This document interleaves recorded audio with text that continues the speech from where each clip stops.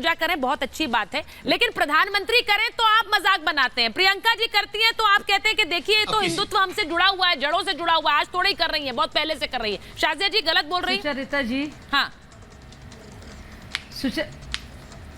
सुचरिता जी, बहुत ही शर्म की बात है। सबसे पहले तो मैं कहूंगी कि आस्था ऐसे मामले में जिस तरह से इस तरह के प्रयोग और मखौल कांग्रेस पार्टी एक बार नहीं कई बार उठा चुकी है, और वो भी कभी मुसलमानों का और अभी हिंदुओं का।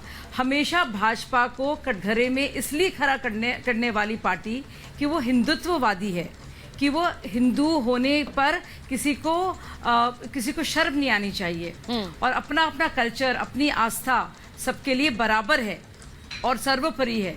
इस बात को कहने वाली पार्टी का इसी वजह से मजाक उड़ाने वाली कांग्रेस अब उसी पार्टी को की ना तो सिर्फ नकल कर रही है, बल्कि नकल कर रही है ऐसे मौके पर जब उन्होंने खुले तौर पर पूरे दुनिया के सामने साष्टांग नमन का ऐसा मजाक उड़ाया है, और एक बार नहीं कई बार।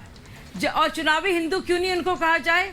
कभी जनेऊ याद आ जाता है, कभी गोत्र याद आने लगते हैं। मैं एक बार जरा तस्वीरें दिखा देना चाहती हूँ। विश्वनाथ मंदिर की बात करते हैं जी, कभी पूजा अर्चना कर देते हैं। नहीं तो बहुत ही ये पहली बार नहीं हुआ है, और मुझे लगता है ये, और सुनिए, सबको ओरिजिनल ही चाहिए माल, कॉपी किसी को नहीं चाहिए। मैं बहुत सालों से इस बात को कह रही हूँ, ओरिजिनल माल ही ओरिजिनल होता है। आप वहां पे भी गुमराह करेंगे, मतलब भगवान को भी बेवकूफ बनाएंगे आप। लोगों को तो आपने बेवकूफ बनाया है कांग्रेस पार्टी ने सालों साल से। क्या ही बड़ा इंटरेस्टिंग बोल गई है शाजिया जी। वही बात, शाजिया जी पूरे पैनल को दिखाइए। मैं एक बार जल्दी से एक रिपोर्ट दिखा देती हूँ मैम। शाजिया जी, रत्नाकर जी, एक बार जल्दी से एक रिपोर्ट दिखा देती हूँ, फिर वापस आ रही हूँ डिबेट में।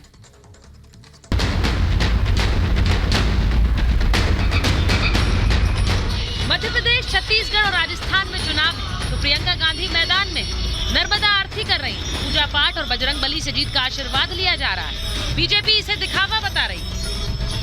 आपको नर्मदा मैया या गंगा मैया की याद चुनाव पे ही क्यों आती है? 5 साल पहले आई हो, फिर आ गई चुनाव पे आप। ये चुनावी हिंदू हैं आप, ये सब समझते हैं। गंगा जी में डुबकी लगाई थी तो 2 सीट आई थी पूरे उत्तर प्रदेश में 400 में से। प्रियंका जी मध्य प्रदेश में आई है फिर चुनावी छलावा करने के लिए। नर्मदा मैया की आरती करके प्रियंका जी हिंदू बनने की कोशिश करती हैं। चुनाव के वक्त ही नेहरू परिवार को जनता याद आती है और भगवान याद आते हैं। 23 का सेमीफाइनल और 24 का चुनाव जैसे जैसे नजदीक आ रहा है, कांग्रेस फिर हिंदुत्व का चोला ओढ़ने लगी है।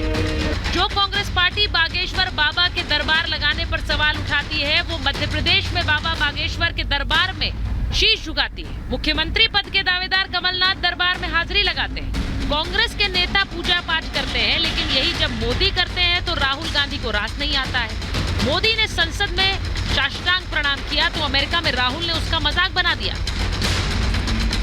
You know, I think the Parliament House, these are distractions. BJP can't really discuss them, so then they have to do the whole scepter thing. You know, lying down and doing all that. Aren't you happy I'm not lying down?